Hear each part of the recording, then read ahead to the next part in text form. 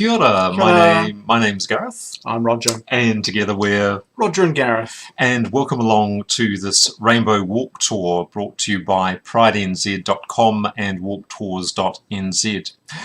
This tour is looking at some specific geographic locations within Wellington, but we're also going to be talking about kind of broader rainbow themes, so you get a bit of a background to rainbow history in Aotearoa, New Zealand.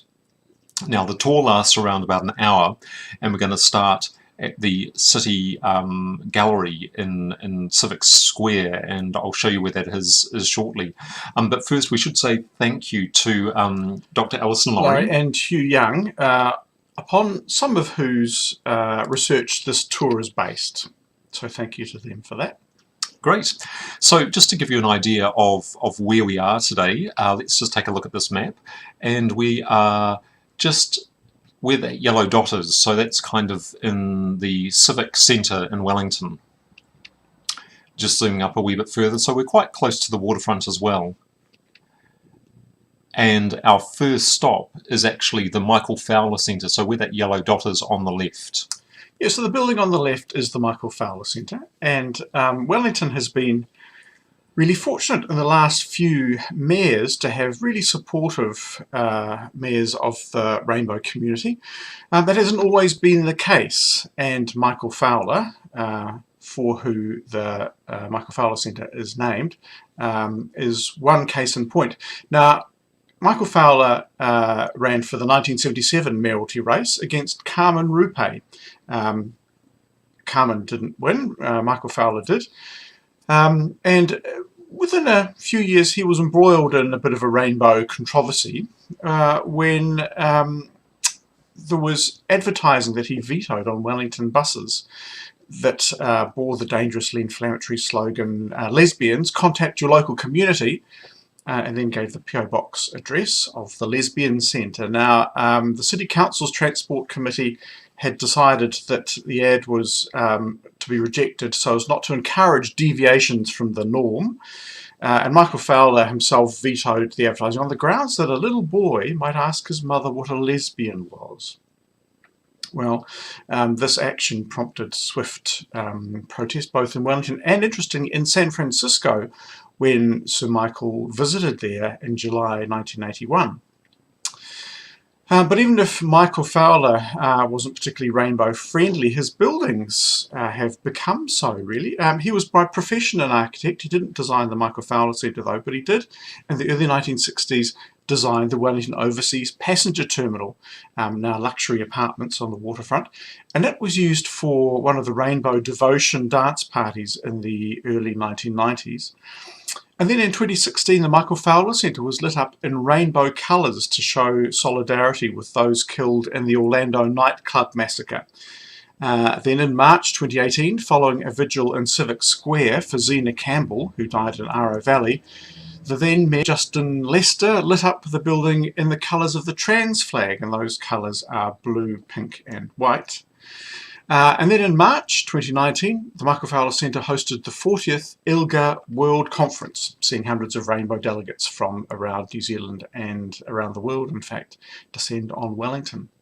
I've got to say, it is really amazing when you see buildings like the Michael Fowler Centre lit up in the transgender colours or the rainbow flag colours.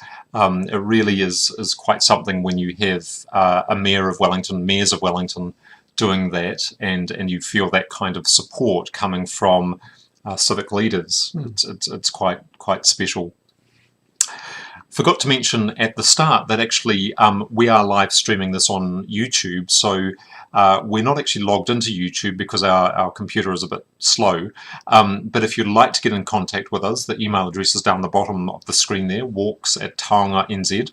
Great to hear from you, great to hear that you're tuned in. Just if you want to say hi or if you want to contribute, you're more than welcome to get in contact. We'll see the notifications come up.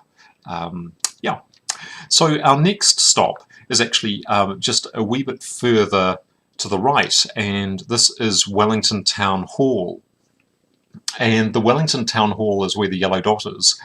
And In 1985, in April 1985, an anti-homosexual law reform rally was taking place here, and one of the main speakers was MP for Invercargill, Norman Jones. He was a national MP. He was really rabid against the homosexual law reform bill, and right from the get-go. At this rally in April, he was telling the crowd, it was mainly anti-reformers that were in the crowd, but there were some pro-reformers there, and he was telling the pro-reformers to, quote, go back into the sewers. And he also said to the general crowd, turn around and look at them, but don't look too long or you might catch AIDS. So AIDS and homosexual law reform are really entwined in New Zealand. So the first media exposure with AIDS happened in 1981 when the CDC put out a report in 1981. But it wasn't until 1984 in New Zealand we had our first AIDS-related death. So there's a good couple of years between what was happening in the US and what was happening in New Zealand. Homosexual law reform in New Zealand was happening 84, 85, 86. Fran Wilde introduced the bill in 1985. And so right from that introduction, both the pro-reformers and the anti-reformers were using AIDS as a key argument. So the pro-reformers said that we needed to decriminalise homosexual activity because people could then go and get health services. Education campaigns could be run in terms of safer sex. And the anti-reformers were saying, no, this is going to just legalise the spread of AIDS. And in fact, that's the words they were using. They were saying that decriminalising homosexual acts would legalise the spread of AIDS. Some other quotes from Norman Jones. He said in an interview that it would be better for people, quote, with AIDS to die sooner rather than later to actually help prevent law reform. So really nasty stuff, nasty stuff. He actually died just a year after law reform. He had a brain tumour and passed away in 1987. Well, to counter the venom of MP Norman Jones at that meeting, two activists stood up. They were Julie Glamoosner and Maxine Wilkinson, and they stood up in the middle of a packed town hall and began to have a passionate kiss, which caused an uproar in the meeting. And what it did was it reframed the whole event for the media. So this is an image from the Dominion or Evening Post the next day, the newspaper. Two men embrace at last night's meeting. In fact, it was two women. But what a courageous thing to do, to stand up in a meeting that was so anti homosexual law reform. Well, all of this was around the 85-86 homosexual law reform bill, which was introduced by Fran Wilde, but that wasn't the first attempt at introducing law reform into, would you believe, into New Zealand. There have been a number of reform attempts through Parliament in the 1970s, following years of activity by activist groups seeking equality. And in fact, the City Gallery, in what is now the City Gallery in Wellington, when it was the Wellington Public Library, was the venue for a public meeting set up by the New Zealand Homosexual Law Reform Society. And that was in July 1967. Now, the interesting thing about that date is that it precedes Stonewall by a couple of years. By a couple of years in New York. So things were happening in New Zealand well before Stonewall in terms of trying to get law reform. Getting back to Fran Wilde's bill, it was in two parts. The first part set out to decriminalise homosexual activity between adult consenting males. That was part one. And that passed on the 9th of July 1986. But the second part of the bill, that was the bill that dealt with discrimination that was lost. Now, discrimination could be against anyone based on their sexual orientation. So it was perfectly legal, even after law reform in New Zealand, to discriminate against rainbow people in three areas. And Gareth, I wonder if you can tell me what three areas those were. Well, Roger, they were accommodations, so you could refuse to rent a property to someone or have somebody in your flat. In employment, the employer could turn around and say, no, I don't want any gays in this workplace. And also in services, so you could be not served at a restaurant or any other kind of service. So quite, I mean, it's hard to believe that that was the case. But it did happen. It did happen. It did happen, and just interestingly, going back to the US, I mean, it's just recently been this year that the Supreme Court in the US has outlawed discrimination in terms of employment for rainbow people, and that's like 51 years after Stonewall. It's 2020. It's 2020. Yeah. So in those three areas where it was illegal to discriminate, that was overturned by the Human Rights Act of 1993, where discrimination in that way was outlawed. Mm-hmm. Well, we're going to move to our next stop now, and we're going from the red dot, which is where the Michael Fowler Centre is, and we're just going northwards a wee bit to the yellow dot, and that is Harris Street. And Harris Street, this is a view of Harris Street. You can see to our far left is the Michael Fowler Centre, to our far right is the current Wellington City Library, and right smack bang in the middle of the image, that kind of structure is actually what was the old City Library and is now the City Art Gallery. But the time we're going to talk about is actually when that was still the City Library. And just to give you an idea, that on the right hand side, so where that yellow dot is, down past the library a wee bit was a public toilet, and in the 1970s it was a cruising spot for men who have sex with men, so they would go there for anonymous sex. And our story is about an MP who got caught, and the charge of homosexuality was used as a political weapon. So the date was in July 1975, and the Member of Parliament we're talking about is Colin Moyle. Now, Colin Moyle, he was a Labour MP, and he was standing outside the City Library at 11 o'clock one night. And a police officer came up to him and said, you know, what are you doing here? And he said he was waiting for a friend coming out of the library. Now, unfortunately, the library closed at 9 o'clock, so he'd been there for, 2 hours. He then told another police officer that he was actually meeting someone to discuss Ven Young's homosexual law reform bill, which was going through Parliament at the time.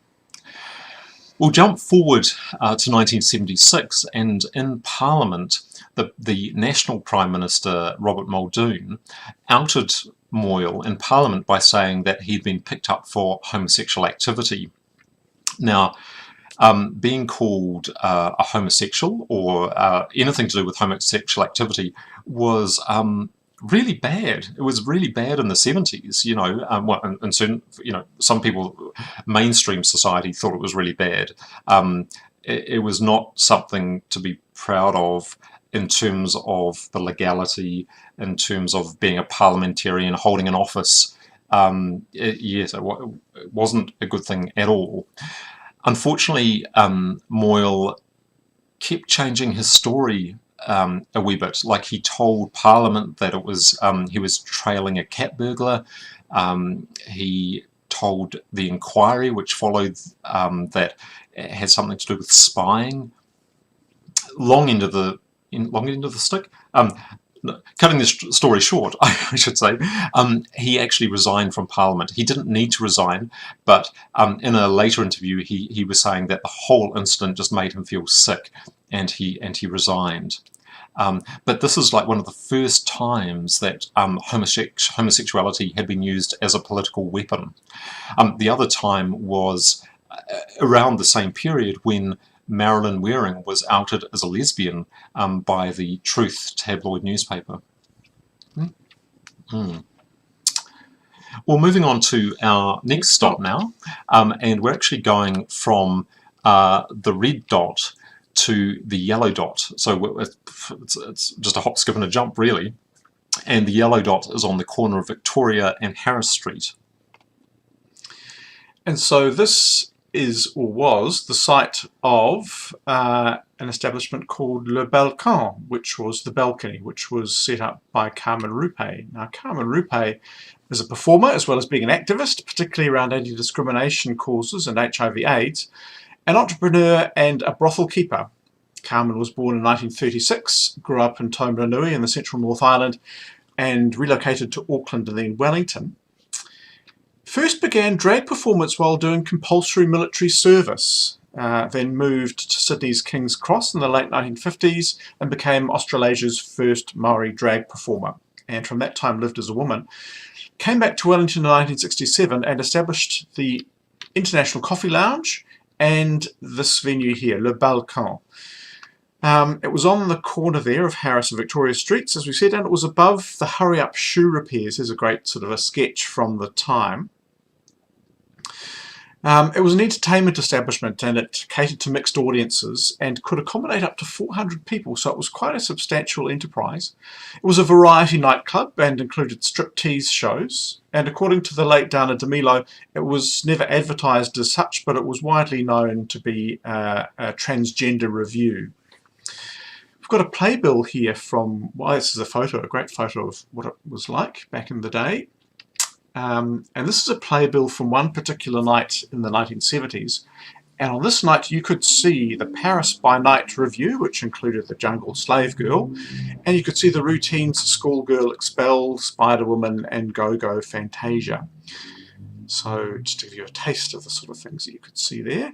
Now, as we mentioned before, Carmen ran for Wellington's mayoralty in 1977 against Michael Fowler and lost. Carmen had the backing of the Wellington entrepreneur Bob Jones, and her campaign slogan was "Get in behind." Well, part of her campaign, she advocated for legalised brothels and gay marriage, and this was well ahead of where society was. This is 1977, remember. Law reform wasn't until 1986. Prostitution reform only happened in New Zealand in 2003, so she was way ahead of her time. Okay, we're moving on to our next stop now, and that is going from the red dot to the yellow dot. So we're actually going into Wakefield Street, and this is a really interesting location. The location is where that yellow dot is, and that's the doorway going into the Sun Sauna. So the Sun Sauna was an early sex-on-site venue here in Wellington, right from the 1960s. Remember, like as Rog was saying, that homosexual law reform didn't happen until the mid-80s, and so to actually have a sex-on-site sauna in Wellington from the 60s is quite something. When it first started, it was very much on the down low, so if you knew, you knew, and if you didn't, it was just a sauna. But in the 1970s, two entrepreneurs, Brett Shepherd and Tony Katovich from the Out Empire in Auckland, purchased the sauna. So Brett and Tony, they had a myriad of rainbow businesses. So they had a tour business, they had a video mail order business, they had saunas, they had bars. Quite remarkable, they had the Out magazine right from the 1970s, and they really challenged censorship laws in New Zealand and really pushed the envelope in terms of the visibility of kind of queer culture in New Zealand. They took over the Sun Sauna here in the 1970s and really made it much more overt as to what it actually was. In 1981, there was a raid here at the Sun Sauna, which followed a raid on the West Side Sauna in Auckland. And the police, well, I'm not quite sure why, but they were going in to these venues. These, you know, you had to pay to get into the venues, so it wasn't like a open to the public as such. But they raided both the saunas, which prompted a number of protests. In Auckland and Queen Street, there was about 600 people marched against the police persecution of the people that were in the saunas, and they made arrests. They arrested people and charged them, and you think, surely you must have something better to do. Better to do. Apparently not. Apparently it's just not. harassment. Yeah, harassment. It was really interesting. On one of our walk tours, we had a participant talking about in the 60s and 70s and early 80s, gay men never gave their last names to each other. So you met people and it was always first name only, because just in case you got picked up by the police, you couldn't then inform on anyone else because you actually didn't know their identity. And that just gives a kind of a glimpse into I guess the fear and also the persecution that was happening for rainbow communities at the time. We're going to move from here and we're going to go, let me just bring this up for us. We're going from the red dot to the yellow dot, and that's just at the lower end of Cuba Street. And Rog was saying about how the homosexual law reform happened in 85, 86. Well, one of the things that happened were quite big street marches. And this is the lower Cuba Street. And walking up the street in May 1985 was this pro-law reform march. And this image is taken by David Hinley, and it was for the Pink Triangle Collective, which was a collective that put out a magazine that had a lot of material around law reform. And so this march wound its way up Cuba Street and ended up at our next stop, which is Teatro Park. 3 days before this march, the veteran activist Alison Laurie gave her impassioned visibility speech at the Bigot Busters rally in the Wellington Town Hall. Now, she talked about dealing with multiple oppressions, self-determination, and why it's important to be visible. She said that a closet is a very dangerous place to be for two reasons. Society can pretend that you don't exist, and the mental pressure that you suffer. She went on to say that the more visibility we have, the safer, the stronger our community will be. So come out now, be visible, tell everyone you can, be blatant, be as gay and as lesbian as you can all the time. This photo also shows, you can see Norman Jones on the left-hand side at the back, and Jeff Braybook, who was a Labour Party MP, and he opposed law reform as well. And this is Alison speaking into the microphone. Just before we leave this location, let's just go back. This is Teatro Park, and this is where that street march ended up. But the yellow dot, we just thought we'd point out the yellow dot is Trojan House. And when the Sun Sauna moved from Wakefield Street, it also changed its name to Wakefield Sauna. It actually moved into Trojan House, which is just looking out onto Teatro Park. Okay, we're just moving along now to our next stop. So we're going from the red dot, which is Teatro Park, and we're going to the yellow dot. And that's a very special yellow dot because it is Wellington's Rainbow Precinct. And Wellington's Rainbow Precinct was championed by former Mayor Justin Lester. And in 2018, on Carmen Rupe's birthday, when she would have had her birthday, she actually died in 2011, but on her birthday in 2018, the launch of New Zealand's second rainbow crossing. And Rog, can you tell me, where is New Zealand's first rainbow crossing? I think I can tell you that. Oh. It's not Paikakariki, although it does have a rainbow crossing occasionally, but only occasionally. No, it's actually in Queenstown, was where the first rainbow crossing was. Yeah, absolutely. Yeah. Oh, it is. Yes. Still there. Yeah, yeah. Well, in Wellington, the Transport Authority, our National Transport Authority, actually opposed this crossing. They said that, quote, there is a high risk of confusion and a dazzling and distracting effect. The police... You just see it by looking at it. Oh, you can see. Dazzled. Dazzled, absolutely.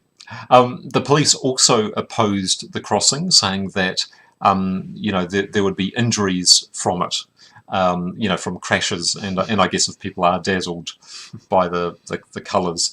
I haven't heard of any accidents on the crossing so far, and it's been 2 years.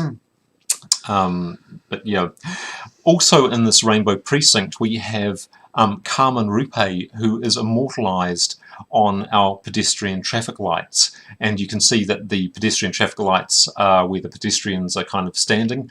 When they turn green, there's a wonderful image, silhouette of Carmen, and that was championed by former Mayor Celia Wade-Brown in 2016. We're just staying here now, and I was going to point people to the building on the left, which is Barker's now, but that's the site of a drapery shop that was set up by Mary Taylor, which she set up with her cousin in 1849. Now, Mary came out from England in 1845 when the population of Wellington was only 4,000, and she came out sort of following her brother, Waring Taylor, who has a street named after him in the CBD. Now, Mary was the lover of the famous English writer Charlotte Bronte. And Charlotte wrote that Mary had more energy and power in her nature than any 10 men. Now, Mary and Charlotte had met in 1831 when they were at school together, and Bronte was a visitor to the Taylors' home, and she described the Taylor family's company as one of the most rousing pleasures I've ever known. Bronte died in childbirth in 1855 without ever seeing Mary again, and in 1859, unable to find anyone in New Zealand really that she felt that she had anything in common with, Mary returned to England. She sold her store to her assistant, who then sold it on to James Smith, the same James Smith who had the big department store on the corner of Manners Street and Cuba Street. Now, Mary was a staunch believer that women should be allowed to work for money in order to guarantee their independence, rather than being forced to find a husband and have the husband earn the money, and they are then forced to just look after the husband and the family and not be independent means. And it's also worth remembering that Mary must have been in Wellington during the 14 years where there were 3 major earthquakes. So she would have experienced the magnitude 6 Wellington earthquake of 1846 and the Marlborough 7.4 earthquake in 1848, and then the big one, the Wairarapa, the 8.2 magnitude earthquake in 1855. So maybe that's why she decided to leave New Zealand. Could be. I don't think I wouldn't have stuck around. I don't think those big earthquakes in that short space of time transformed the landscape of Wellington to really what we know of it today. Well, around this whole area, there have been kind of numerous clubs and bars associated with Rainbow people over the last 4 or 5 decades. Probably one of the biggest ones in particular was the Royal Oak Hotel, and the Royal Oak Hotel is in the foreground here, and it actually stretched quite a long way. It went right back down to Te Aro Park, and it did the entire block. And you can see now, so where that yellow dot is where the Royal Oak used to be, and now it's called the Oaks Complex. I actually prefer the original building myself. But you can see we've got the Rainbow Crossing, so we're looking kind of eastwards now through Wellington.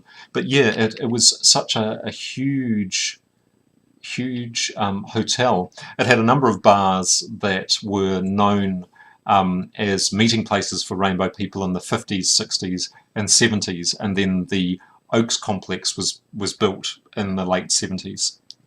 Well, also in this vicinity too was the location of the Alfies 2 nightclub. There you go, just up those steps there. You can see the Rainbow Crossing, and up the steps there to Alfies 2 nightclub. It was inspired by the Alfies nightclub in Auckland, set up by Brett Shepherd and Tony Katovich. The thing about Alfies was that it had a full alcohol license, and you could just walk in off the street, rather than earlier private clubs like the Durian Society, where you needed to be a member in order to get in. We're around about halfway through our walk tour today. If you are looking at this on YouTube now, please send us an email. We're not actually logged into YouTube, but if you've got any questions or if you would like to just say hi, our email address is walks@taonga.nz. You are more than welcome to say hello. It'd be great to hear from you.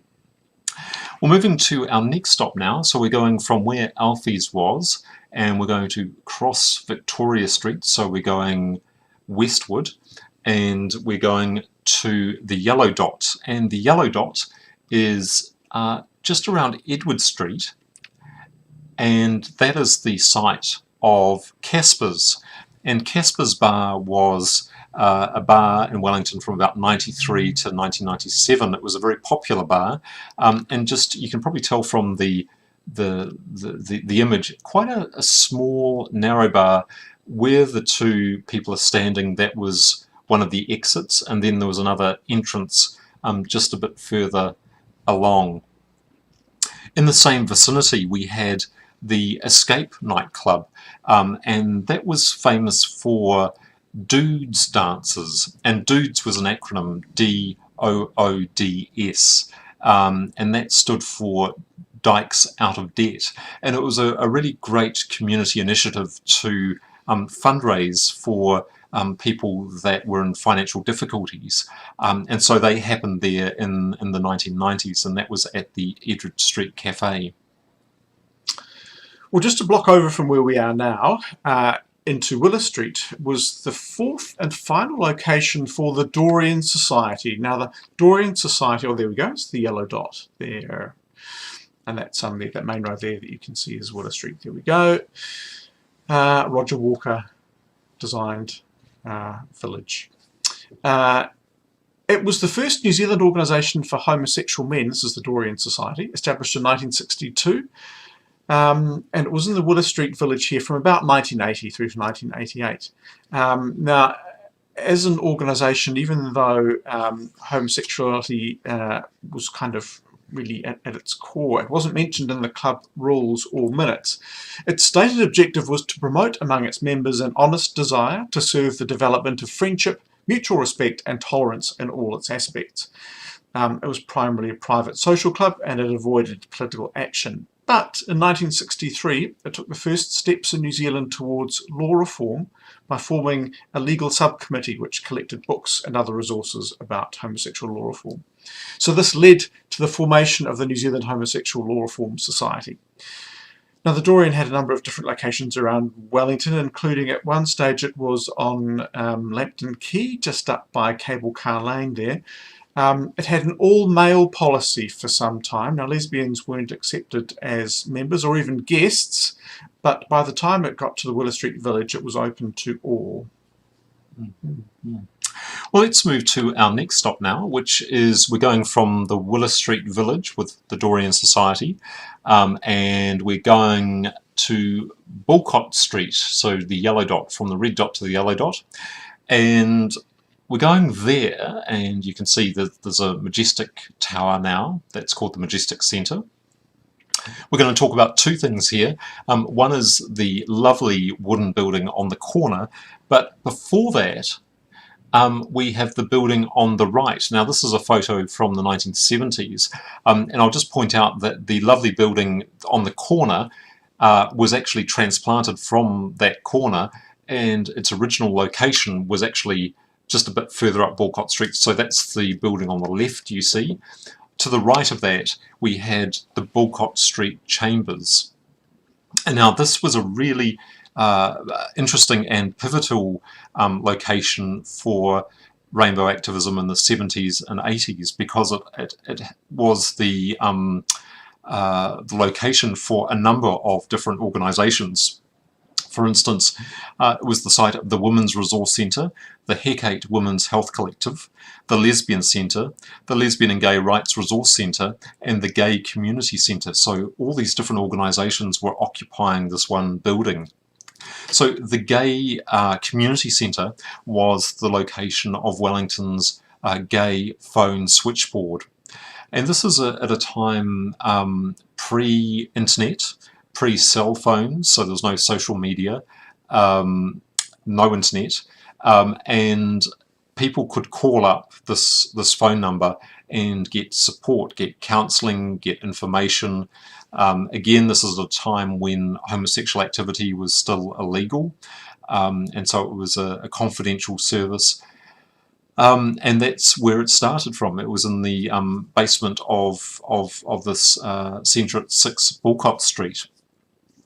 On the 3rd floor of the same building was the Lesbian Centre, and that was the first of its kind in New Zealand, and that opened in 1980.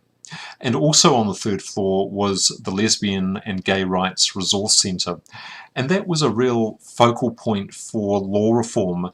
They amassed a lot of material around law reform, educational information about health, because of course AIDS was coming onto the scene, and it was a real focal point. And here's an image actually of this is the Lesbian and Gay Rights Resource Centre in about 85, I think it was. This is another David Henley image, and actually David is the one in the centre of that image. Mm-hmm.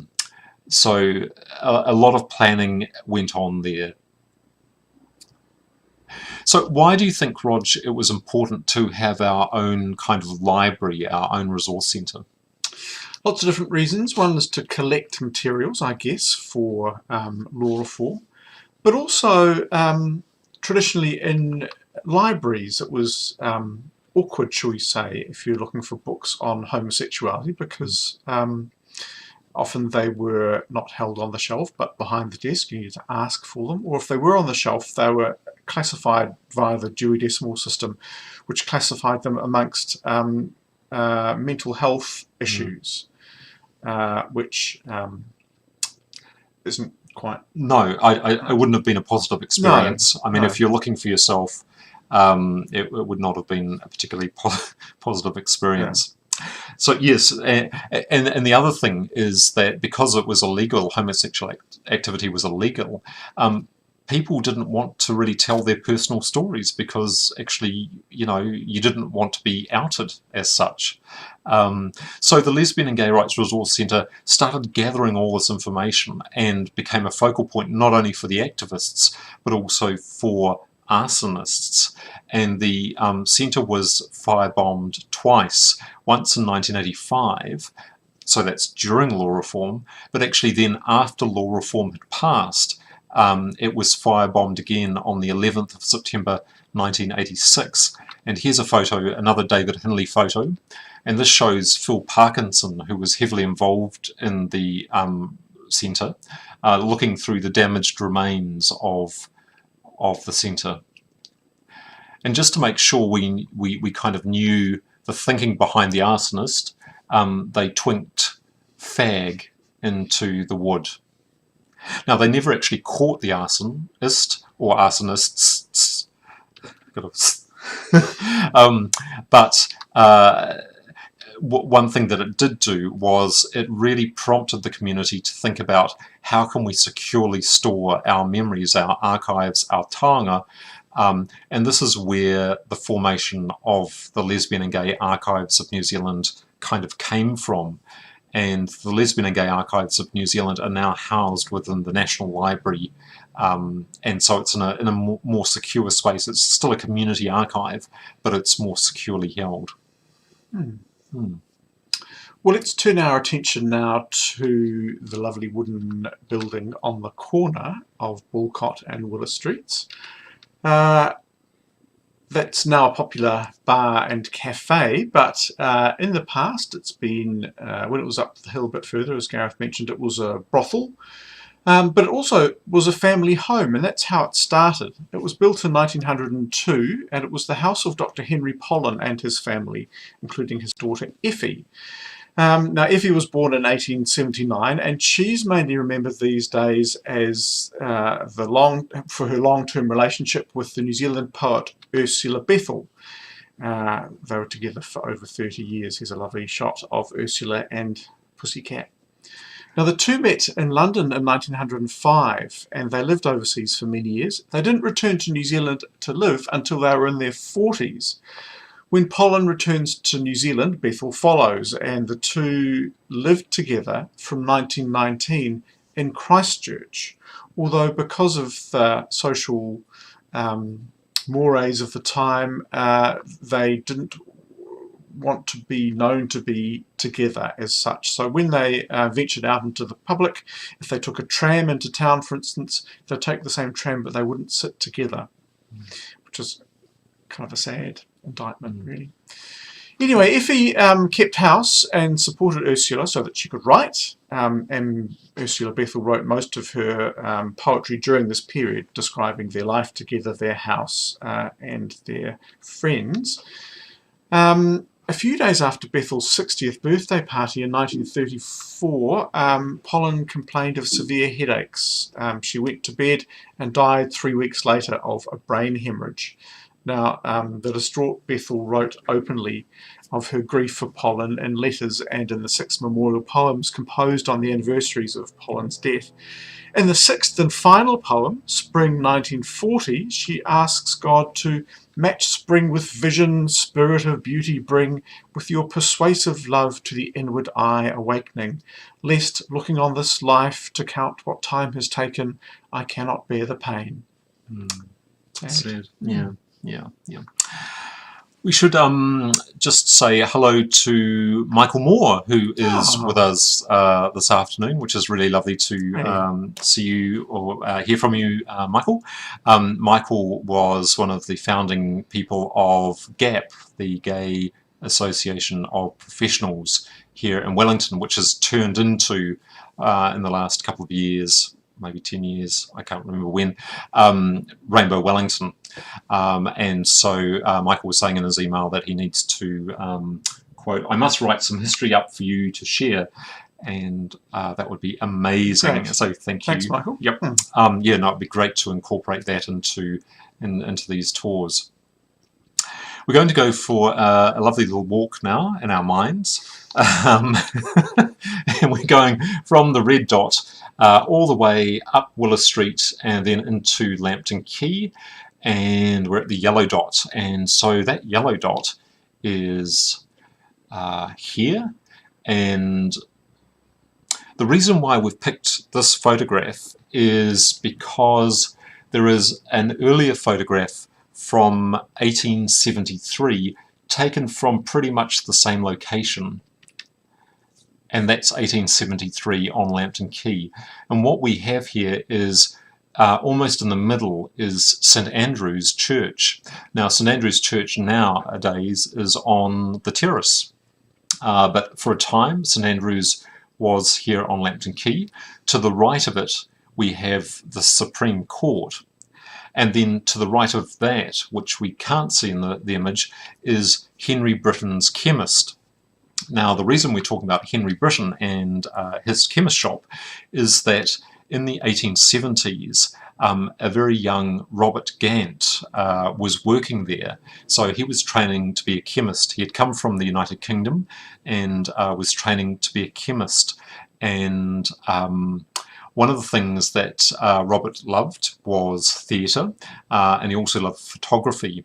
But in theatre, he was a female impersonator, and his stage name was Cecil Riverton. And here's a lovely photo of Cecil on the right.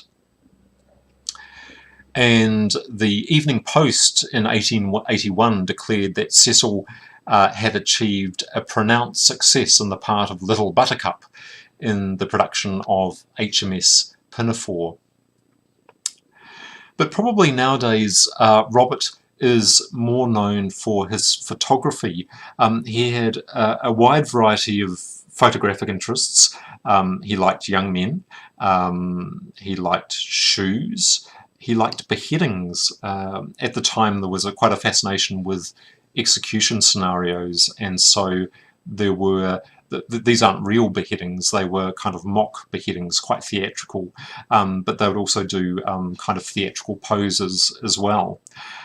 So after working with Henry Britton, Robert moved northwards towards Greytown and Masterton, and there he started taking photographs. So remember, this is the 1880s and 1890s. rural New Zealand, so there's not a whole lot of people there, and it's rural New Zealand. And this is the kind of images that he was taking. So they weren't just like snaps. They were, you know, that they had artistic merit. They were staged. This is probably a lot more. Well, it's quite blatant, isn't it? I mean, Robert Gant is actually the lower of the two, so not the one without the hat.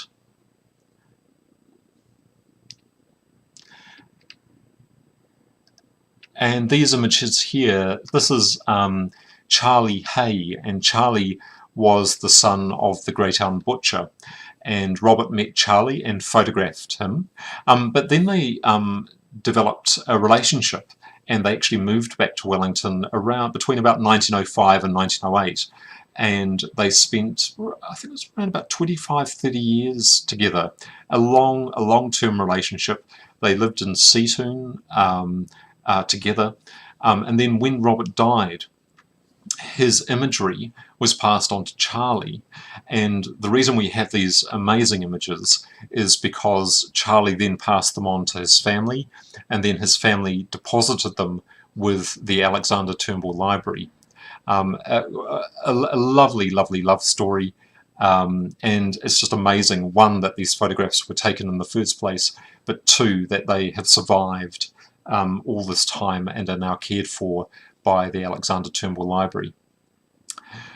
A lot of this material can be found in a really great book by Chris Brickell, who's a historian, and the book is called Manly Affections and was put out in 2012, and it's well worth a read. Yeah. Okay, so we have moved just from Willow Street into Lambton Quay. And along here, in August 2004, members of Destiny Church marched along here towards Parliament grounds for their Enough is Enough rally. Now, they're campaigning for a return to what they consider to be Christian moral values in New Zealand society, particularly for the sanctity of marriage between husband and wife. Now, the rally attracted about 7,000 protesters, but also a lot of criticism, with many protesters wearing black t-shirts, as you can see here, and black pants, prompting comparisons with Nazi stormtroopers. On the 1st of June, at a Destiny event called Love is Greater Than Hate, self-appointed Bishop Brian Tamaki said before thousands of followers that he apologised for the years of offensive remarks that he made about gay people. Referring to the Enough is Enough march, he said that if he had another chance, we'd do some things differently. It has never been my intent to cause hurt or harm, he says. But one of those people that was confronting him in the Destiny group head-on that day was Georgina Beyer on the steps of Parliament. Now, Georgina is born in Wellington and lived early years in Wellington, then moved to Auckland, and then moved back to the Wellington area. She's had multiple careers. In the early 1990s, she moved into local body politics, and really excitingly, she became the first openly transgender mayor in the world, and that was in 1995. And then a couple of years after that, she moved into national politics, and in 1999 she became the world's first openly transgender member of parliament. Again, an amazing achievement. So in her time in parliament, she advocated for things like prostitution law reform, which happened in, I think, 2003, 2004, and also civil unions, which happened around the same time. Here's a quote from her maiden speech in 2000. "I'm the first transsexual in New Zealand to be standing in this House of Parliament. This is a first not only in New Zealand, ladies and gentlemen, but also in the world. This is an historic moment. We need to acknowledge that this country of ours leads the way in so many aspects. We've led the way for women getting the vote, we've led the way in the past, and I hope we will do so again in the future." Well, if we jump back to August 2012, also marching along Lambton Quay are these people here. And this is the March for Marriage Equality. And this happened on the day that Lewis Wall introduced the Marriage Amendment Act, Marriage Amendment Bill into Parliament. And right from the get-go, there was a lot of young energy that was involved in this push to get marriage equality. All of the youth wings in the political parties that were represented in Parliament all jointly announced their support of the bill, which, you know, when you think that New Zealand First, for instance, voted against the bill, but their youth wing supported it. There were other organisations like Campaign for Marriage Equality, Legalise Love, and the Queer Avengers in Wellington that were also campaigning for marriage equality. And the Queer Avengers are a really interesting group. They were formed in the early 2010s because there was a lot of queer, homosexual, transphobic violence that was going on in the streets of Wellington, particularly at night, and they formed as a response to that. Now, in their submission to Parliament for marriage equality, they wrote, "The Queer Avengers support the Marriage Equality Act bill. The proposed bill will alter a statute that currently discriminates against queer communities. Laws should be free of discrimination." And then they went on, "However, the passing of this bill will not end the fight for equal rights and an end to forms of discrimination that still exist for queer communities." So they were really clear about pointing out that yes, marriage equality is important, but it's not the end of it, and it's not everything. I mean, there were quite a number of people in the queer community that didn't want a bar of marriage, but I think it was more about the right to say, yes, I want a marriage, or no, I don't. You know, to have that option was really important. But it was also really important to say, we need healthcare. You know, we need safety in schools. We need help in the kind of aged care field. A whole range of things that still need to be addressed. And that's what I think the Queer Avengers were saying. But marriage equality passed. It passed relatively easily in New Zealand. The final vote was 77 votes in favour and 44 against. When you compare that to homosexual law reform, which happened in the mid-80s, that was 49 votes in favour and 44 against. So the margin was a lot greater for marriage equality.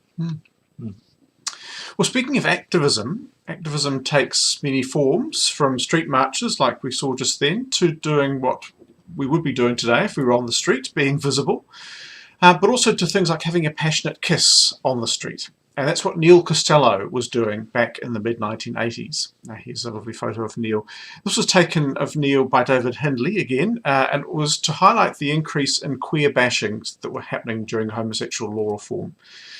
Neil does a lot of design work for rainbow events of the time. He's heavily involved in campaigning for law reform, and he's also doing direct individual actions, like simply standing on Lambton Quay here in the middle of rush hour and having a long, passionate kiss with his boyfriend. Shortly after passing homosexual law reform, Neil travelled overseas, and sadly he died in London 4 years later in 1990 from AIDS-related complications. According to his sister, he didn't want to get tested for HIV because at the time there were very few treatments available. And he was only in hospital for a short time before he died. He's remembered here in this New Zealand AIDS Memorial quilt, which is now cared for by Te Papa, the National Museum. Well, let's move on to our last stop, and our last stop is going from the red dot to the yellow dot, and the yellow dot is further down Lambton Quay, and we're at Midland Park. And at Midland Park there is a really lovely sculpture called Woman of Words, and it's by Virginia King. And it really pays tribute to the life and work of one of New Zealand's most famous writers, that being Catherine Mansfield. So Catherine was born in Wellington. She was born in 1888. But at 19, she actually left New Zealand. I don't think she actually enjoyed New Zealand that much, but she left New Zealand and went to the United Kingdom and became friends with writers D.H. Lawrence and Virginia Woolf. And while in London, she frequented the Cave of the Golden Calf, which was a decadent nightclub where it kind of paid homage to Oscar Wilde. It was advertised as a place given up to gaiety, its art subversive interiors, brazenly expressive of the libertarian pleasure principle.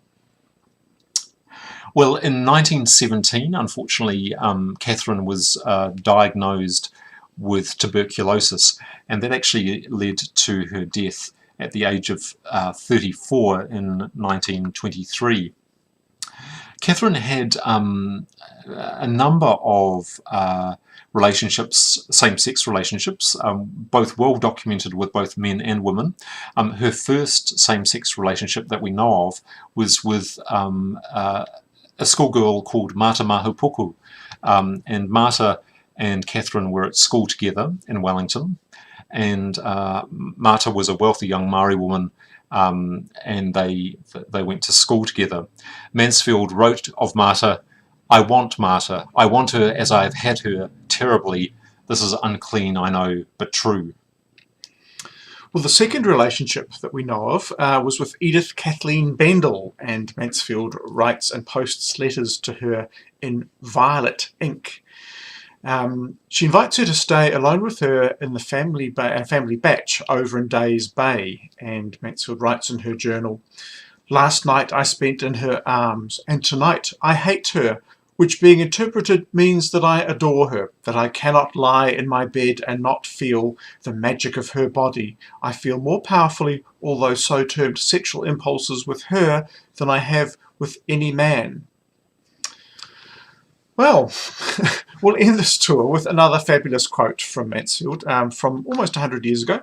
She wrote it on her birthday in 1922 and only a few months before her death from tuberculosis. She writes, risk anything. Care no more for the opinions of others, for those voices. Do the hardest thing on earth for you. Act for yourself. Face the truth.